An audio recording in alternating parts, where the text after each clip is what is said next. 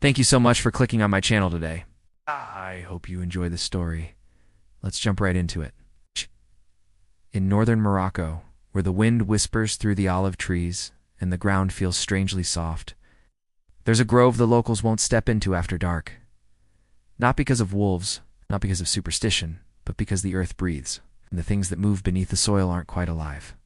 It started when Younes, a young Moroccan man living in France, received news that his grandfather had passed away. The old man had left him a small farmhouse near Wazine, surrounded by an endless olive grove. Younes didn't think much of it. He saw it as a peaceful place, maybe even a future investment. So he packed his bags, returned to his homeland, and drove up to the forgotten house in the hills. On the drive over, the GPS took them off the main roads and down tiny trails, turning what should have been a 20-minute trip into almost an hour. By the time they arrived, the sun was setting and the sky was heavy with stars. He paid the driver, thanked him, and started to explore his newfound property. Everything seemed abandoned, overgrown, but then he spotted movement. In the corner, two olive trees were swaying slightly, rubbing against each other as if in greeting. Their branches tangled and swayed closer to the ground. And Younes noticed something strange. The leaves around their base were greener and thicker than the rest. With a smile, he decided to make camp there for the night. He laid down a blanket, built a small fire, and fell asleep under the stars. The next morning, he woke to the smell of smoke, quickly realized that his fire hadn't gone out, and sitting on the blanket, almost untouched, was a small pot. He opened it. It was full of a steaming stew. And there beside it, a loaf of bread. Someone had made a meal for him, but who and why? He spent the day exploring the land, but he didn't find anyone. No neighbors, no homes, no cars. It was like the property existed in a bubble, cut off from the rest of the world. Then he heard it, from beneath the soil. It's like something shifting. He dismissed it at first, chalking it up to some trick of his mind. But night after night, it happened again. Every night, just before midnight, he would hear it, rustling. From beneath the soil, like something was waking up. No, he did something crazy. He bought a shovel. He stayed awake until the midnight hour, waiting for the sound, listening as the soil rumbled like a growl. When the noise stopped, he began digging. And what he found was nothing. No bones, no bodies, no graves. Just dirt. Disappointed, he climbed out of the hole. And that's when he saw it. Just beyond the roots of the whispering tree, there was something embedded in the trunk. It looked like an eye. White, milky, frozen in a stare. Next morning, he called the police. They came out, examined the eye, shrugged, and said, "Animal attack." But Younes didn't believe them. That night, he placed his hand on the tree, feeling its rough bark, and suddenly he could feel it moving beneath him. Almost like it was breathing. So he did something crazy. He chopped down the tree. Each swing of the axe created a dull thud, like beating on a drum. And when the last piece fell, a gasp echoed through the grove, the sound of something escaping, vanishing. And there in the center, sprouting from the stump, was the eye. Stared straight up at him, glistening like a pearl. And when he touched it, it pulsed. Warmth surged through him, and he collapsed, falling to his knees. He woke up in his bed, disoriented and weak. Had he fainted? Had he imagined it all? The eye was gone, but there in its place was a small plant, growing rapidly, bursting into life. He rushed to the window, gasped. It was daylight. Had he slept through the night? Had the events never happened? Couldn't be sure. And there in his mind a single question echoed. Why? I guess the days passed. The plant became his obsession. He watered it, cared for it, and watched it grow.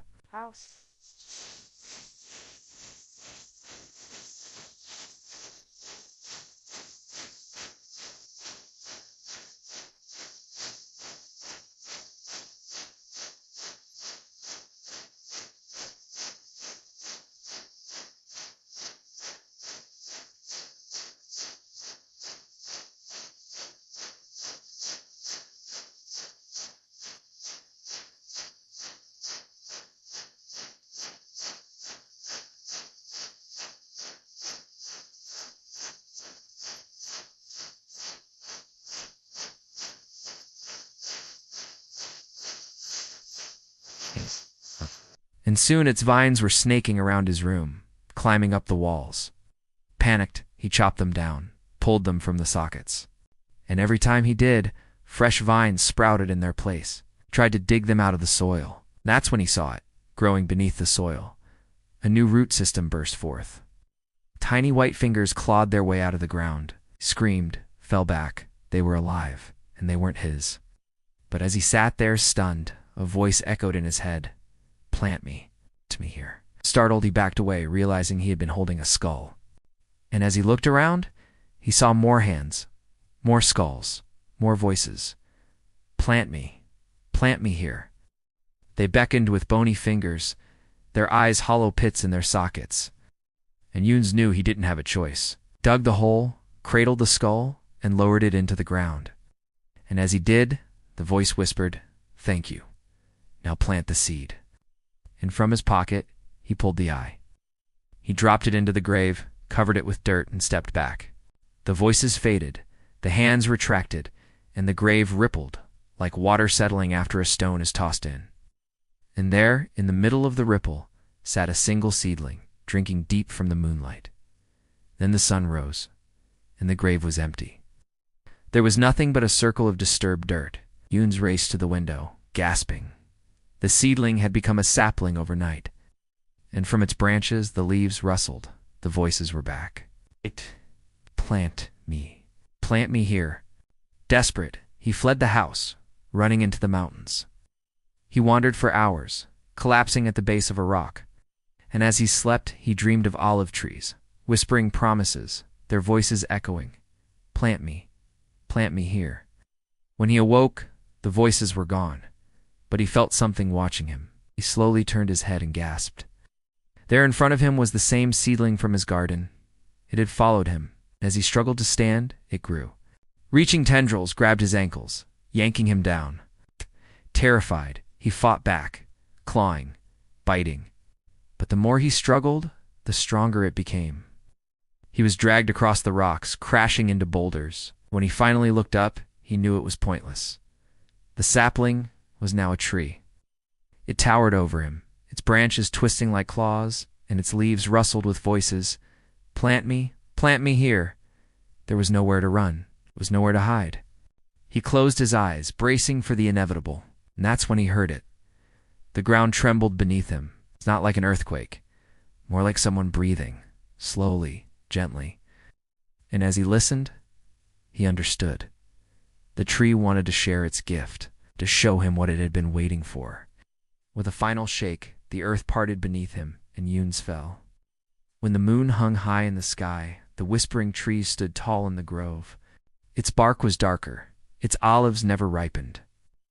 And around it, the ground was littered with bone fragments. And at its base, nestled among the roots, was a small clearing. The soil had shifted, and within it, a single tooth lay perfectly preserved, resting near the roots. As a cool breeze brushed through the olives, the tree whispered, "Well met, child. Been waiting for you." And behind him, a voice echoed in the darkness, "So the planting can begin." And that brings us to the end of the episode. I hope you enjoyed the story. If you want to hear more stories like these, don't forget to subscribe to the channel. Thank you so much for clicking on this video. I really appreciate it. Have a great rest of your day. Bye.